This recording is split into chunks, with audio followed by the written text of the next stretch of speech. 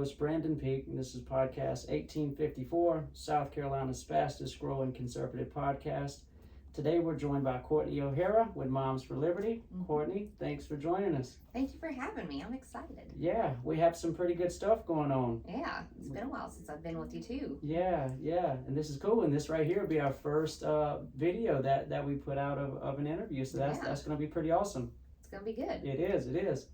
So today, guys, we're bringing you some information.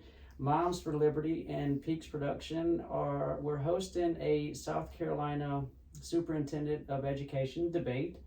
And so that is going to be on April the 28th at 7 p.m. at the Life Springs Worship Center in Lexington off of Platte Springs Road. And we will put the address and the description in to the church so you guys can come. We'd love to have you join us. And yeah. So Courtney, I know the amount of work and everything that you've put into this as well. I mean, it's been phenomenal, and I want to say thank you first and foremost because you're that get it done type person, and I love that, seriously. Well, that's why we work so well together. I mean, you and I, we've built this great working relationship, and it's evolved into a friendship. And I mean, you and I, we've been spearheading this since December. Yeah. And so it's nice. I'm definitely looking forward to the 29th afterwards, because it's been so much work between you and I. Yes, it has. It's going to be great, but it's so important. We would love to have you, but it's like you need to be there because you really do. It's so important. This is going to be the largest. It's the only debate that has been scheduled thus far for any of the superintendent of education candidates. But also, I love what some of the other chapters have been doing. They've been having a lot of primarily the Republican candidates down there, which is great. We are a non-partisan organization. But with this, we have the Democratic candidates coming. We have Green Party candidate coming, Republican candidate, and everybody who has filed has been invited. That's right. So if they're not there, that was their choice. So that's important to stretch. To emphasize, but I'm really excited because we're going to have 8 of the 10 candidates, and so we're still waiting on one more to confirm with us if he's going to be able to make it. Lisa Ellis did decline our invitation, but everybody else, they're super eager to come and just share on the issues that we're going to be going over. Yeah. And that's amazing, like you say, and I know, like you said, Moms for Liberty, it's a nonpartisan group, and I'm excited because you guys, even though it's Moms for Liberty, but as a father of 4, we're literally looking into getting a Fairfield chapter started. So we've been in the talks. We've put out the the interest post and things like that. So I'm excited about that, and again, and being a man, I'll be the first male in South Carolina to have a Moms for Liberty chapter. So that's pretty amazing, and guys, it's a wonderful organization. Like, I can't tell you enough what they do for our children, not just in South Carolina but around the country, literally. And y'all's movement has just been, it's been captured by so many people. I just saw one of your co-founders on Glenn Beck a couple weeks ago. Tina, she's fantastic. So that's pretty amazing, and I'm excited, and hopefully we can get the Fairfield chapter started, and that's going to be pretty awesome. And I'm excited, like I say, to work with you guys. And it started, like you say, with just meeting each other at different events and this and that, and then conversations led to more conversations, and now it's turned into a friendship, which it's been, like you say, the way we work together, it's business first and then friendship later, you know. And so but that way we get stuff done, just like this. To have a variety of candidates like we do, coming to this debate, that's pretty special. And I'm excited that we were able to get this. And the church, is that Life Springs Church, just to have them be willing to let us use their facility and host this debate, that's phenomenal. Yeah. And so I have to give a big shout out to Life Springs Church. Yes, Pastor Allen and Pastor Larry and Miss Judy, who helps run all of the facilities, are amazing. They actually are the same church that hosted our Lexington County state legislative delegation meeting. And I mean, they are just such a great community of folks. They just want to educate people and help their community, and we couldn't have asked for a better group of people to work with and allow us this opportunity to host this event in their facility. And it's a beautiful facility. There's going to be lots of parking, so don't worry about not being able to make it and finding a spot. We're making sure. Yeah. They're just such an amazing group.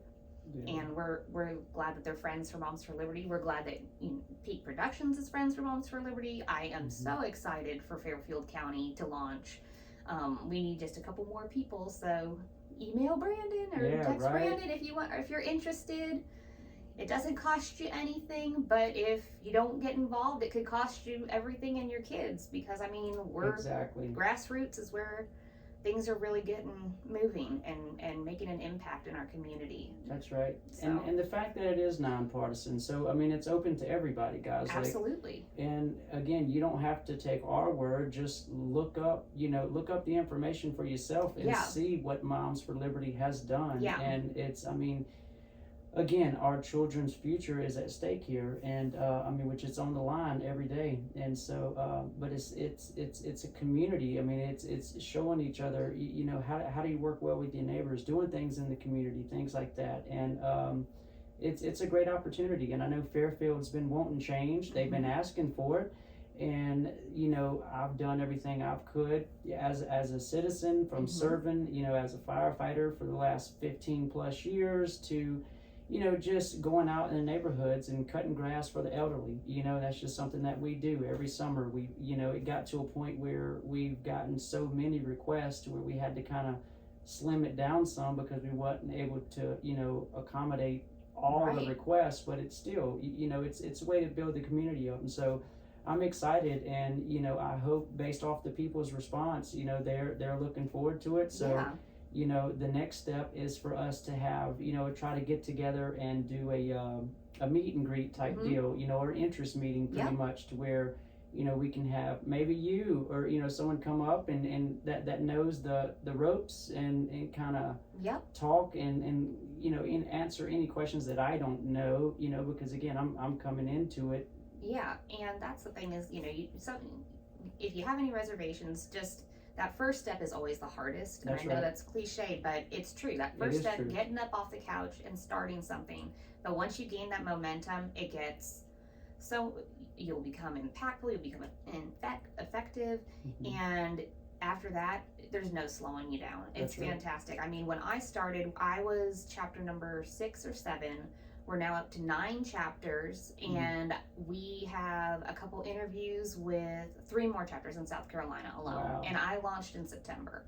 And so if you want to know about starting a chapter too, momsforliberty.org. If you hit our state and it's not yellow, it's navy blue, that means it's up for grabs. And so you just hit start a chapter. There's a process, interview process, super easy. You did it. Yes, it is. Yeah, it is. But I mean, you're not alone. And since launching, I try to go to at least the first chapter meeting, just so that, like you said, if there are questions, but I'm always happy to answer them. But yeah, momsforliberty.org. I mean, we've been, their tagline is fan in the flames of liberty, and we have been, because they launched nationally in January 2021 from Florida, and we now have over 180 chapters with over 80,000 members in 34 states. Whoa. So we are growing, and we actually have our first chapter in Hawaii, so aloha. Oh, look at that. That's amazing. I know. I'm like, if you need me to do a meeting or something over there, you just let me know, and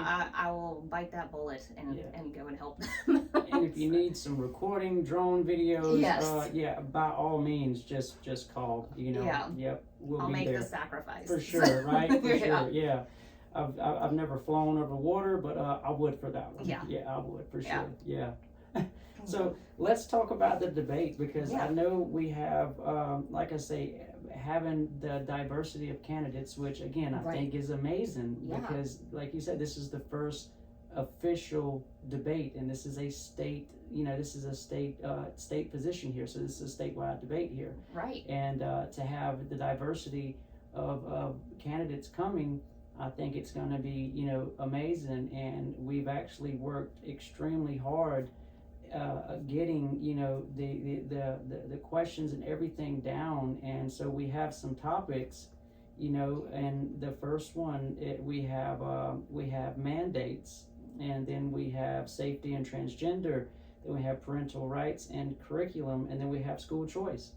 And all of those right now, considering what's going on, not just in our state, but just in our country as well, those are some very key topics that need to be addressed. And so when we're doing this debate, I'm very interested to see what the candidates have to say about that. And I know I've had quite a few of them on the show, but it's different when you're sitting there with someone that's running against you as well, and you have to feed off of that. And so I'm interested to see what they have to say on this. I think it's gonna be great. It's gonna, we're not backing away. We're not gonna just throw them so many fluffy, easy questions. We're parents. That's right. And the parents have some questions, and that's who had submitted these.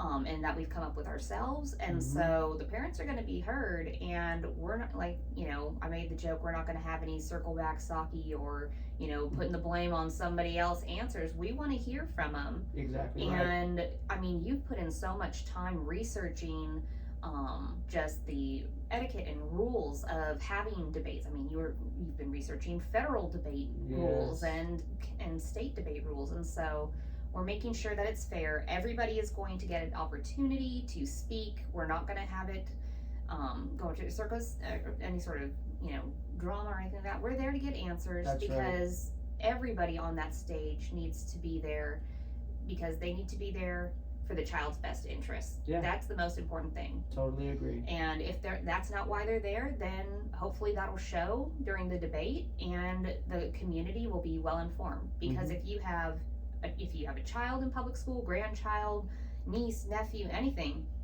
this affects your family. It does.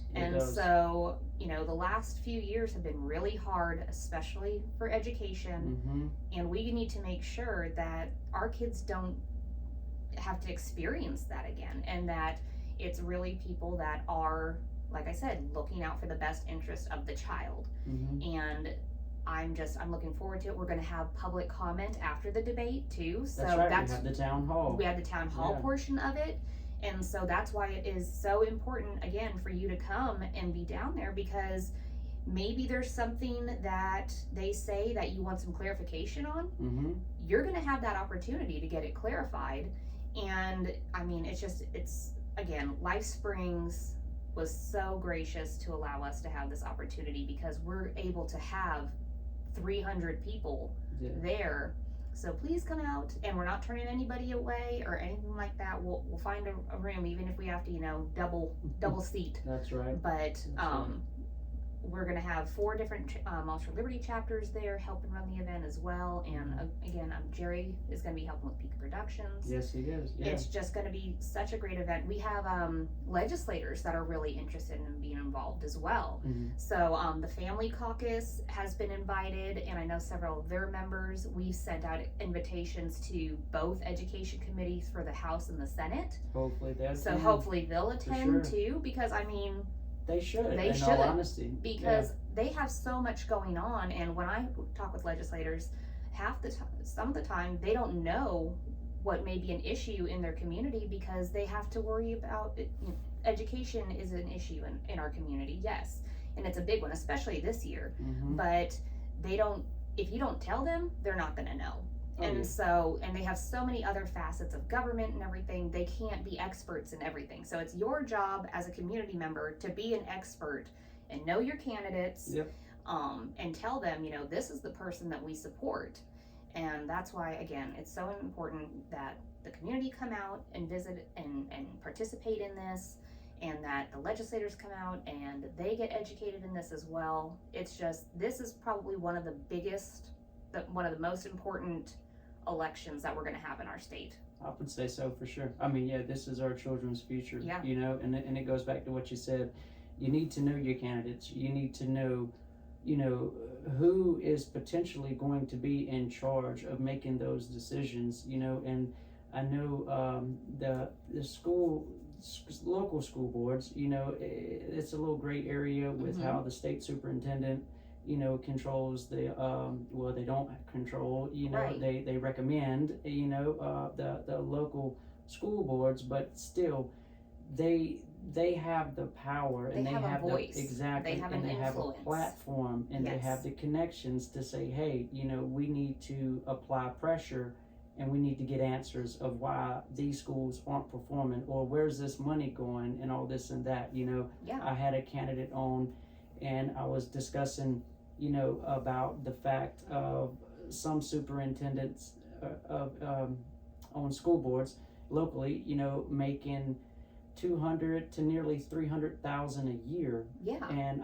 you know, that's a lot of money. Yeah. And considering some of these areas, especially the one I was referring to, you know, so let's use Fairfield. I mean, it's a little over 200,000 a year, Right. and it's like, what can you show me? Yeah. You Where know, are you ranked in our Exactly state education right, system? exactly, and it's not that high. You know, we can go, and our beta club just went, you know, and they won, so that's good job for them. You know, my daughter, she got to be a part of that, so you know, they work really hard, and again, they're great students, but we have to look at the dollar amount, and then we just broke ground, which I was against it, and I'll say this live, you know, a teacher village is what Right. it was, yeah. And so, I mean, you're talking millions of dollars being invested into this, and you know, I was totally against it because there was other things in the community that needed to be done, and instead they chose to break ground on a teacher village, which, you know, there's housing, there's land, there's lights built. I mean, there's so much that goes into that. So the way I understand it, and I could be wrong, so don't quote me, guys, but you know, the way I understood it is, if you wanted to come and teach in Fairfield, right? Right. You come and teach, and they will provide you with housing. Yeah. So it's like another just free. I mean, but it's not Why free. not put that money and invest it in their salary? Well, You know? the teachers need it, and That's what I'm saying. that goes back to making over 200, some 300,000 a year. Whenever teachers, and that was my question to one of the candidates, what would you do, you know, or how would you address that? Because if teachers are having to come out of their pocket, which I've seen them do, and they've had to buy materials for their class, or when you're getting letters, and this is another one that gets me, when you're getting letters sent home saying, hey, you know, you have to buy this, this, and this for your child, and it's for everyone in the class. So it's not just for your child, but now you're buying materials for all the kids in that class. So, and if you think about it, if each student does that, how much are you, I mean, why are they having to do that? First and foremost, where is the money going that the schools were allotted? And then you had the COVID funds come through, and that was in the billions. So it's just like, why are we doing that? You know, I never could understand it, which my kids, you know, my youngest daughter got out, you know, once the pandemic came, and you know, they shut the schools down. So but my second daughter and my son, they were already homeschooled. My son's been homeschooled from day one, and then my second daughter, she come in, and you know, going into 2019, I think January of 2019. So you know, she was already homeschooled, but now, you know, my oldest is fixing to graduate, and they gave her an ultimatum. They're like, hey, you could either come back to school, which she didn't want. She wanted to stay home and do her work at home, but then they would take her Midlands Tech courses and all this and that. So therefore, you know, she'll graduate Midlands Tech with an associate's degree. But they're like, hey, if you choose to stay at home, we're going to take this from you, but it's okay because you have a choice. And I'm like, that's not a choice. That's an ultimatum.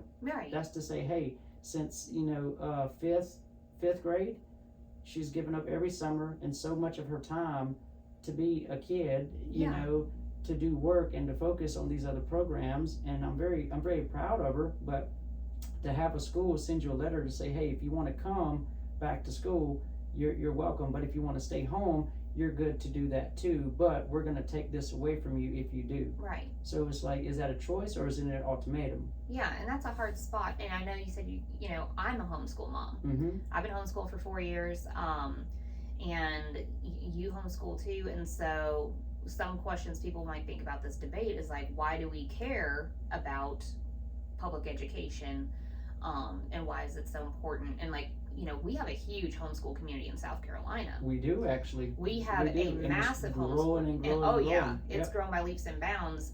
But you know, it's interesting because with Moms for Liberty, I will say not the majority, but a high percentage, especially in South Carolina, the chapter chairs are homeschool moms. Really?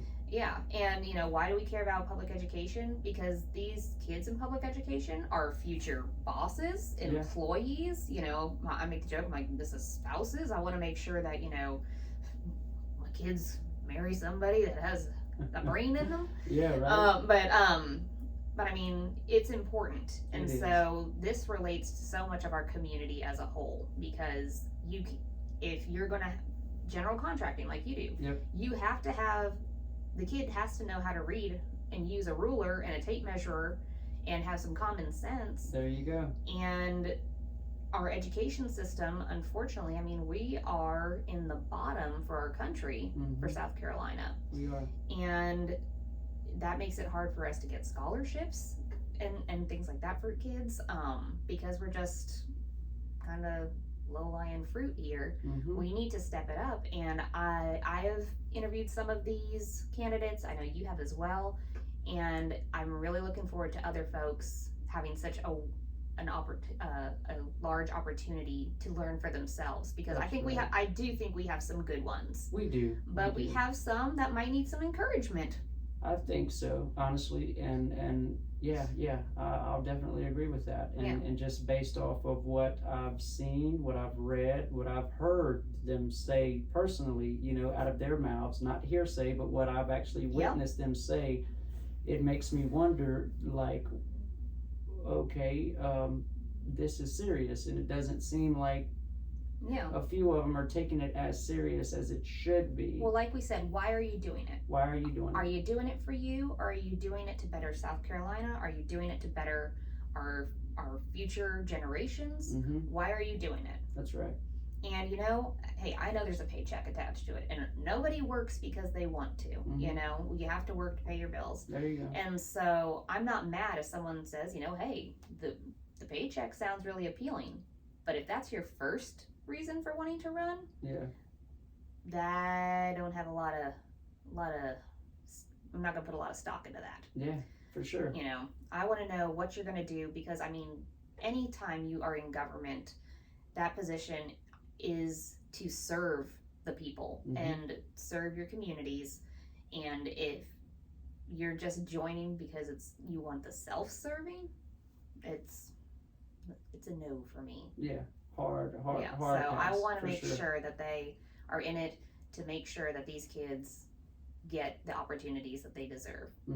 Yeah, I totally agree. And that's just like, you know, so with my kids, you know, they're online public school, and it goes back to, you know, so they're with the South Carolina Connections Academy. Yeah. You know, but one cool thing about it is we get to see everything that they do, and if it's something that we don't approve of, then we don't have to, we can move on to something else or replace it with something else. Right. You know, and field trips, you know, we can take them wherever we want. So that is another great thing, because there are some places that our children need to go, they need to see, and they need to learn the history of it. Yeah. You know, but they're not being taught that, especially nowadays. And so for me, it's very important, because it is an online public school, and that's like if my kids wanted to play sports, for example, the school would have to provide them with the opportunity to play that sport in that school. And so,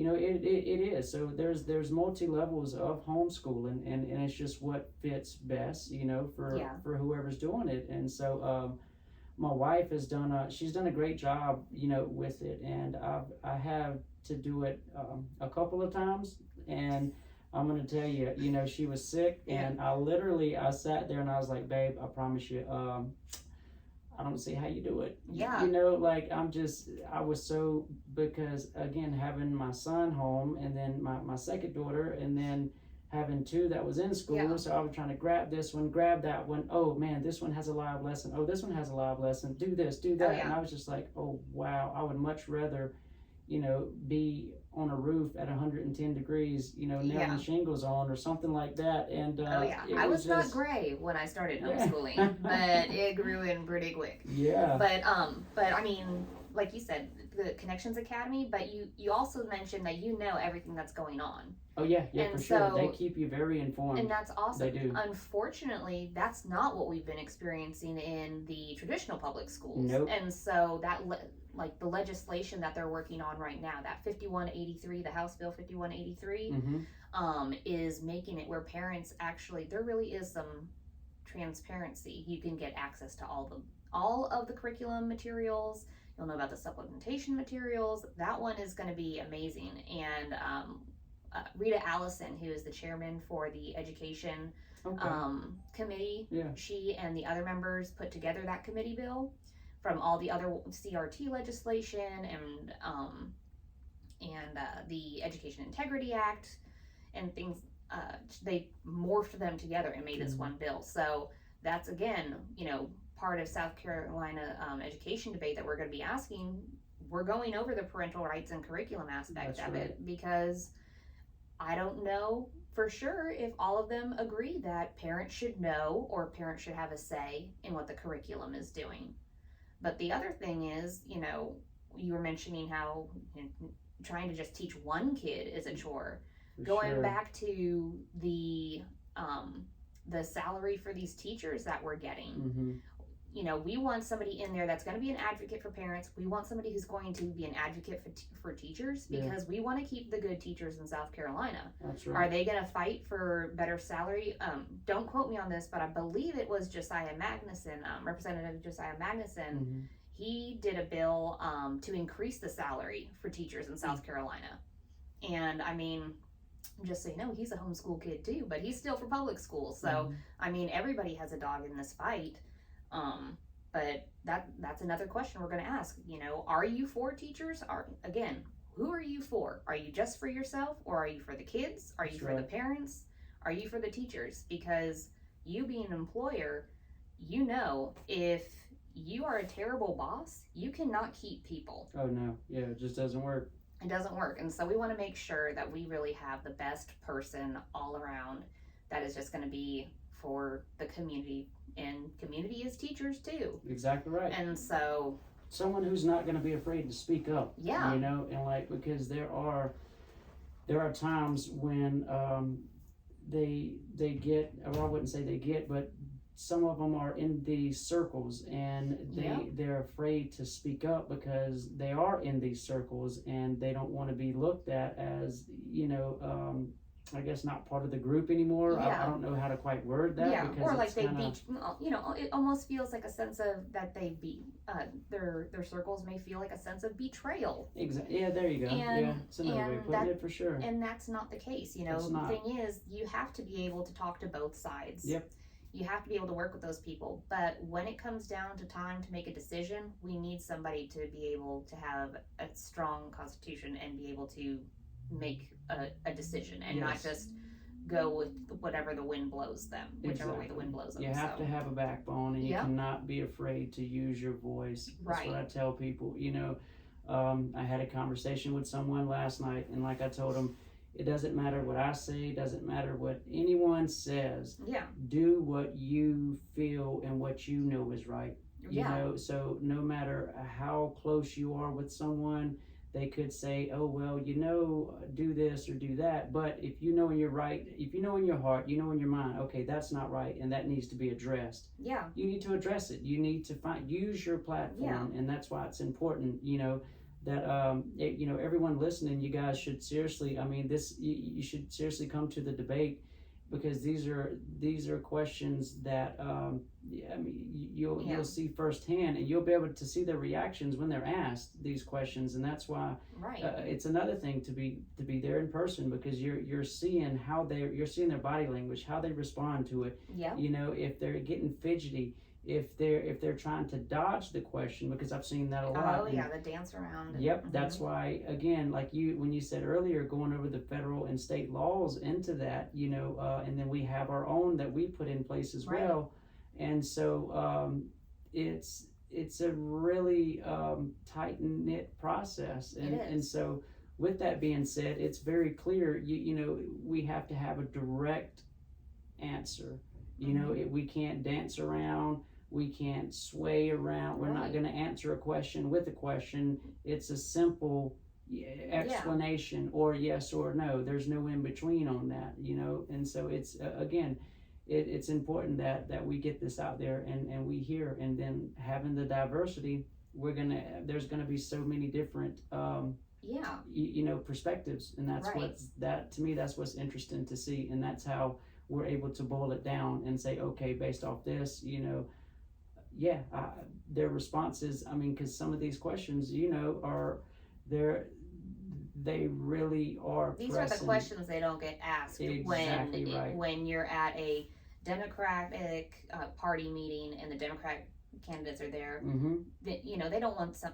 And same with Republican Party. Candidates are there. They're not going to ask them the questions that they know they may not answer accordingly, or whatever. Little softball pitches. Like, here you go. Exactly. I'm gonna hold the ball in my hand, and you hit it out my hand. Or I'll just toss it real lightly. But that's why these are going to be questions that, like I said, parents want to know. They haven't had the opportunity to have their voices heard, or unfortunately, before I started Moms for Liberty, I would call legislators, I would call school board members, things like that, and nobody wanted to talk to Courtney O'Hara. Okay, Courtney O'Hara.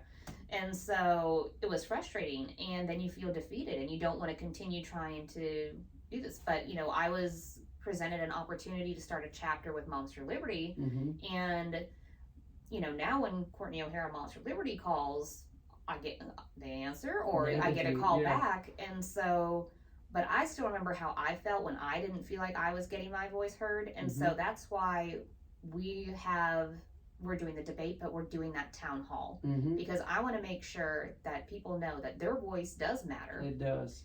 They do get a say, and that their voice is no more important than anybody in front of a microphone or anything like that. When I go home and I take off the navy blue, I'm Courtney O'Hara, homeschool mom again. Just putting on some slacks and a badge doesn't make me any more powerful. I'm still just a woman here, but I have a voice, and God gave me a blessing to be able to use it. And so we're making sure that the community gets that blessing too, because you don't know who those people in the community, they may have a story or an experience and some insight that we don't have. Because that's a very good point. We get desensitized sometimes to talking to different senators and state house representatives and things like that. We can get, like I said, a little bit blinded by it because it's something we deal with every day. These folks these regular people may see something that we don't see, and they can bring it to the community's attention. So we're trying to make a platform for people that may feel like they're defeated. You're not defeated. You and I were talking this morning. Courage is contagious. It is. And so you coming and you going and asking a question to these candidates during the town hall is so important, because there may be somebody who's scared to ask that question. Exactly. So you every time you speak out in public, you don't realize how many other people you may be speaking for. So that's a good point. Just like we said earlier. Yeah. Because it goes back, where, because how it come about was, again, me being from Fairfield, which I reference a lot, but it's a small town, city small, I mean, Main Street is just, it takes you a minute and a half, and you're from one end to the other. But there's about 4 or 5, well, I say 3 to 4 families that for generations have cultivated just the wealth. That's where the McMasters came from. And again, Quay McMaster was our mayor, the longest running mayor we ever had. There's only been 3 in my lifetime, and that was McMaster, and then the 2, Roger Getty, and then the one that just got elected or whatnot. But it goes back to a system of, I'm afraid to speak out because I work with these people and they know, these people in charge, and so they get afraid to speak out. But then you'll have someone like me bust in there where, money doesn't matter, last names doesn't matter. All that matters is the problem.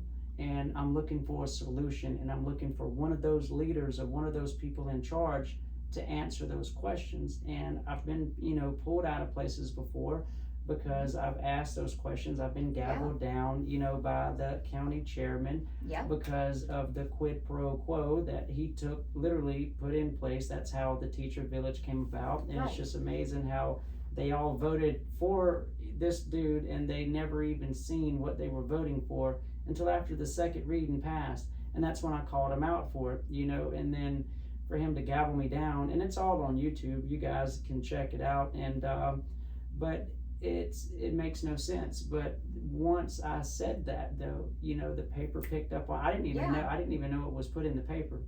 I literally found out like a couple months ago, and I was like, oh wow, like they wrote an article about that. It was like, but by me saying that, it brought more attention because they never looked at it by that point of view. And then it allowed other people, they're like, well, man, so they started speaking up. There was a few more.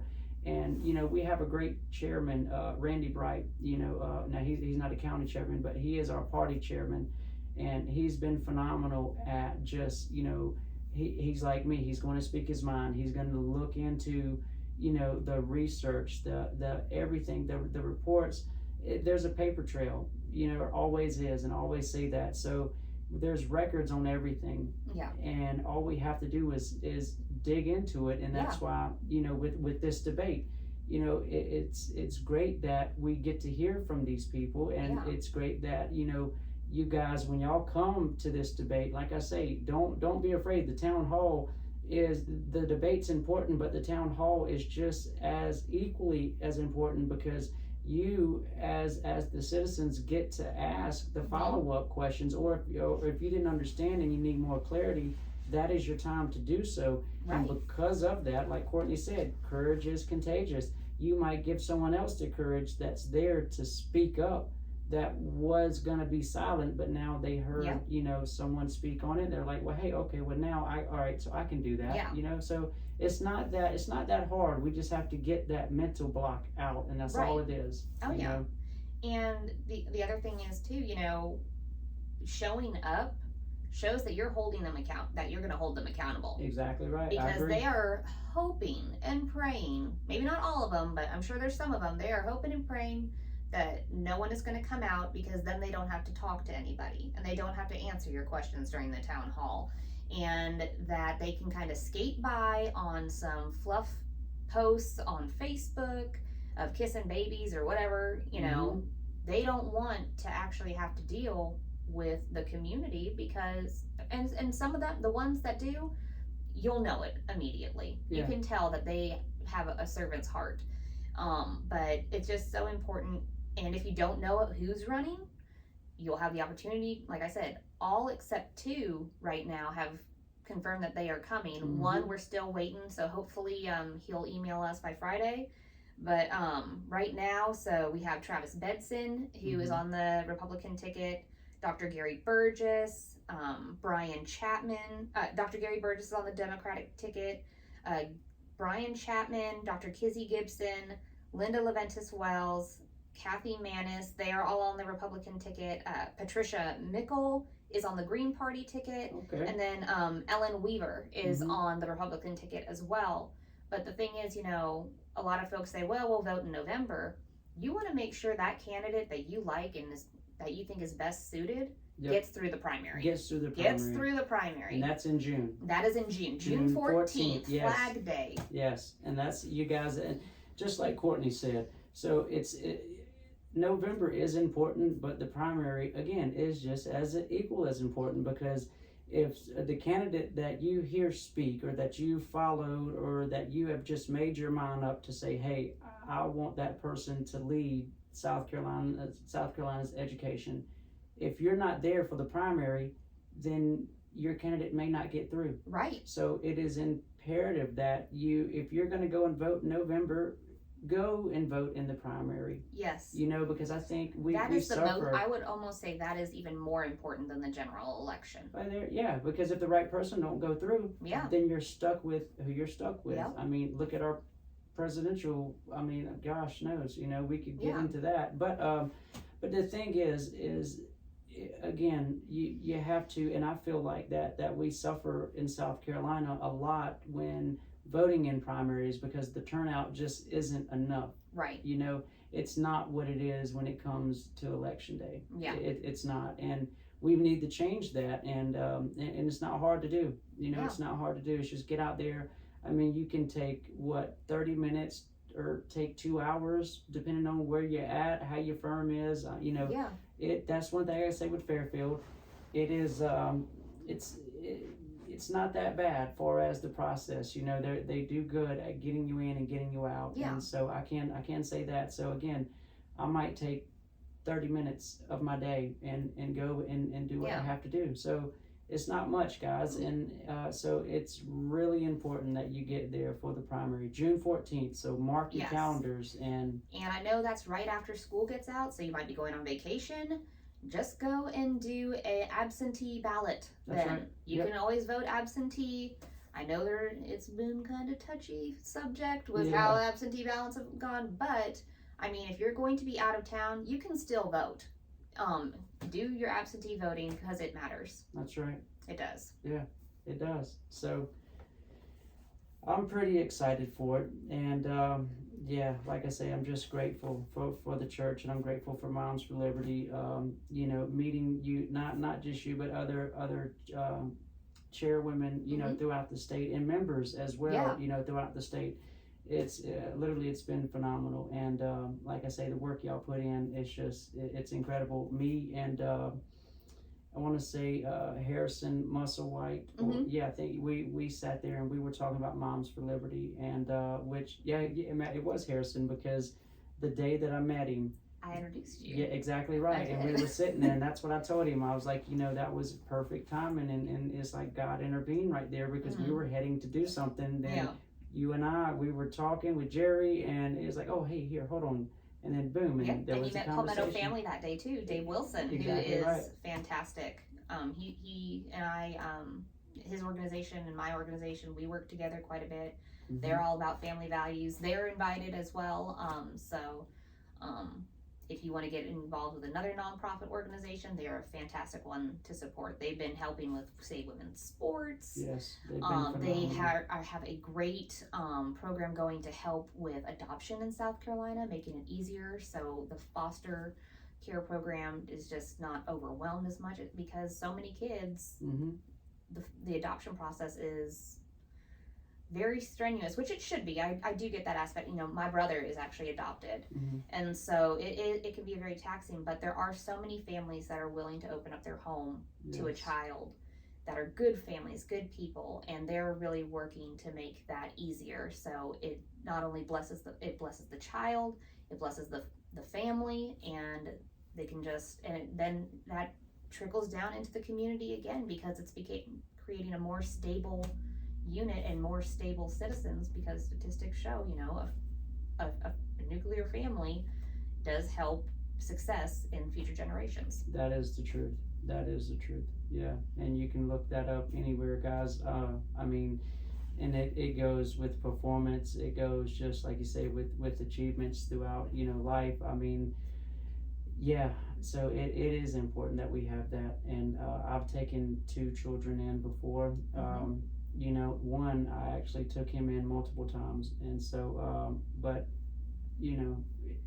I wasn't a foster parent by no means. Right. Me nor my wife. It was just with my relationship with the community serving, and then that I had a great relationship because I would be able to spot these teenagers that were sitting there and going down the wrong path, because I needed that guidance, and I didn't have it, so it was easy for me to spot it out, because it's like, hey, I did that, and then they saw that outreach and they were like, man, like, you're doing this on your own, and then so something happened and they called and they was like, hey, we have these two young men, would you be willing to let them stay with you? And I'm like, sure. We met, discussed it, and they stayed for a while, and now one is happily married. He's in the United States Marines, and so it was phenomenal. We got to go to Paris Island and watch his graduation, and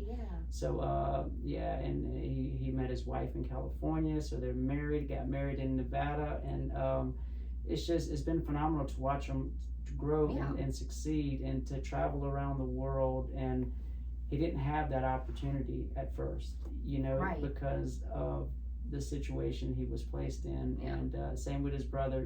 His brother still had a rocky road, because he was one of those ones I always say, he don't believe cow horn's a hook, so he had to be hooked first. And once he got hooked, he saw like, oh wow, okay, so there is some truth behind those words. And so it is important that we get involved in the community on the local level. And and you've been doing that with with the Lexington County chapter under Founding Fathers. You've been growing that because Moms for Liberty. I love my organization, but at least in mine, I have some vocal guys in my chapter, and they're like, where's the Dads for Liberty? I said, well, Moms for Liberty is for everyone, just so everybody knows. Let me make sure. That's right. You don't even have to be a mom. You don't even have to be a dad. You can be a community member. Yep.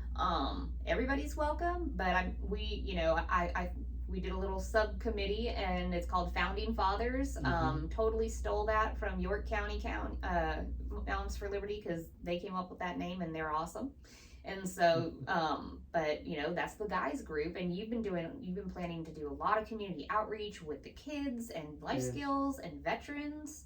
I mean, that's what it's all about. Just making sure that we are, it says it takes a village, and it does. It truly does. It does. And we that's how we became to be one of the greatest nations in the world, the greatest nation in the world. We're not perfect, but we are the greatest, and I've said it over and over.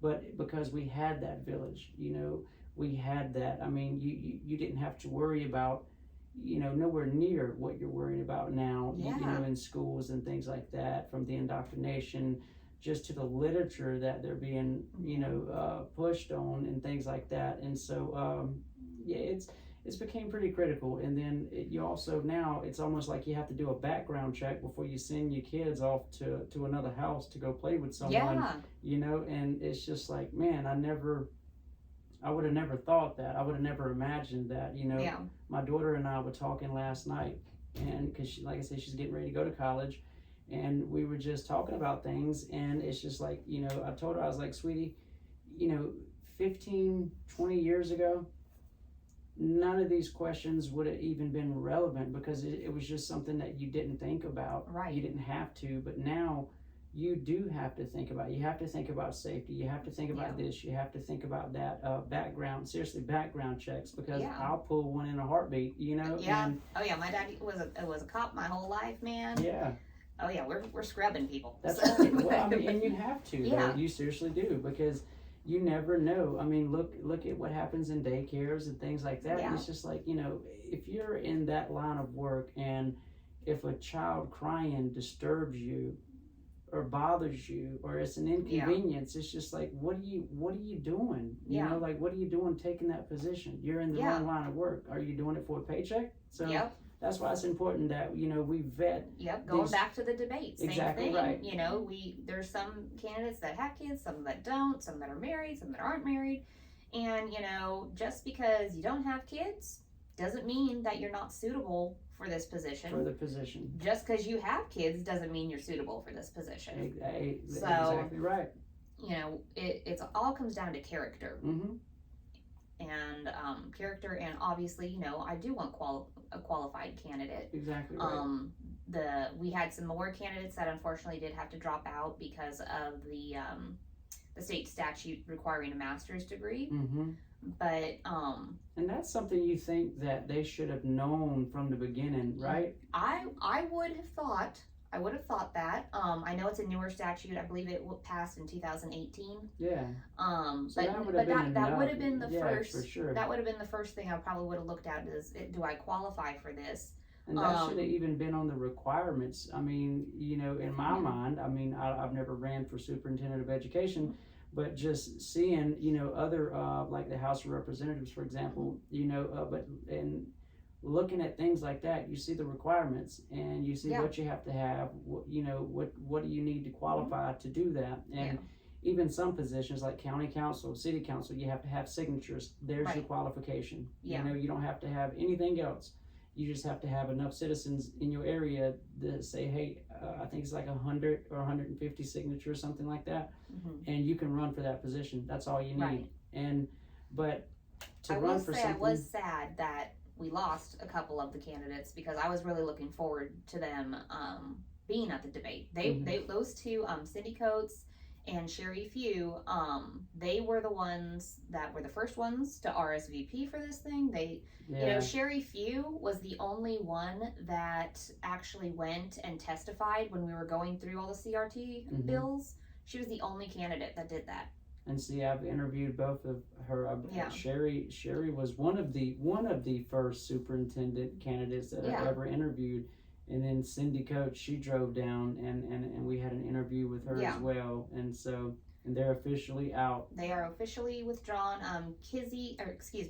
Sherry has endorsed Kizzy Gibson, Dr. Kizzy Gibson, who will be there at the debate. Yep. Kizzy is fantastic. She's come to speak at my organization. She's come to speak at other parent groups. She's been putting some miles on her car, getting around the state. She's been here on the podcast. Yeah, Ellen Weaver, she's come to speak to our chapter meeting and several other groups. She's putting quite a few miles. I've heard some good things about Ellen. Yeah. Brian Chapman, he's actually going to be speaking at our meeting tonight. Shameless plug. If anybody's interested, Tuesday 19th, if this aired, I don't know if it'll be on the air or not before then, but 6:30 at Maurice's Barbecue on 1600 Charleston Highway in Lexington. There you go, guys. Just so you know, just throwing that out there. And once it's over, you can hit up Maurice's for some dinner. Boom, there you go. we try to that's the one thing our chapter does. We always try to support a locally owned business. Yeah. So that's smart. I like that. Yeah. Yep. And we have 5 districts in our county too. So I try to host a meeting in every single district when we just kind of roundhouse through, so everybody could split up the gas because it is high right now. Yes, it is. But no, Brian Chapman, he's going to come and speak. I know he was on your show too. He was just recently. Yeah. And so I hopefully I'm not overstepping, but I feel like it's safe to say that our Moms for Liberty chapters will host any candidates who want to come and speak to our organization, and I'm pretty sure that you feel the same way with your podcast. Oh, for sure. Yeah. We don't even, it doesn't matter who it is, what platform they represent. I don't care about any of that. All I care about is just the conversation and putting it out there for the people to hear and again to listen and make their decision, or at least get better insight of who they have to choose from, basically. So yeah. And we have a lot of choices. We do. And like I say, it's going to be a great event. And again, guys, we're going to post it, in the description, but it's Thursday, April the 28th at 7 p.m. at the Life Springs Worship Center. And that's at 5630 Platte Springs Road in Lexington, South Carolina. And so, the flyers will be out, and we'll put all that stuff in the description once we have this up and running. Yep, and it's free. It doesn't cost you anything. That's right. And you could gain a lot from coming. You can, and you can meet some great people. You know, and then, but most importantly, that's you the get other to thing. hear from the people that could potentially be running the education for South Carolina. Yeah, and that's the other thing. We have opened up the lobby to any school board candidates that are running. Mm-hmm. Because that race is going to be coming next for your school board. So, for my county at least, I know Alex Grenade, with Lexington District 1, he's going to have a table set up. So, Aaron. Yeah. So he, like, did I say his? Alex. I said Alex. Yeah. I'm so sorry. I'm sorry. Forgive us, Aaron. Forgive us, Aaron. Aaron is the reason we were able to use Life Springs. He is amazing. He is on the road. Yes. But we have a lot of school board candidates. If you're a school board candidate and you need a forum, come. You can have a table out front.